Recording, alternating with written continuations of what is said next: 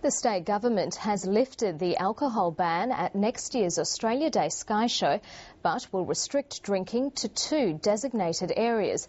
Adults will be allowed to drink limited alcohol in sections of the Esplanade and Kings Park over a 2-hour period. Sky Show celebrations have been marred by violence in the past. But a complete ban on alcohol this year was credited with a significant drop in unruly behaviour and crowd numbers.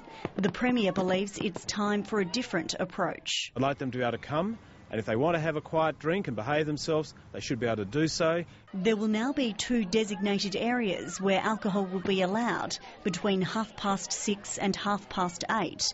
Those zones will be on the Esplanade between Barrack and William Street and in Kings Park.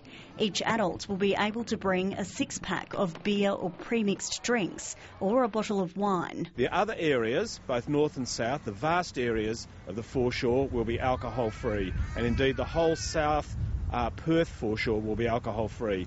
The Police Commissioner says the plan will help officers control bad behaviour. This will enable us to focus our resources in places where we know people will be drinking.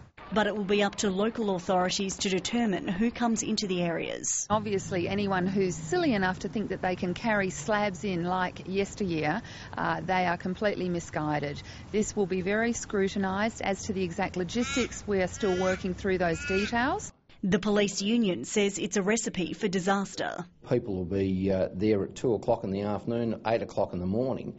They're not going to sit there for 8 hours without having a drink and wait for a 2-hour period. The Police Commissioner is warning the plan is a trial and the designated drinking areas will only be allowed in future years if they're used responsibly. Alisha, ABC News.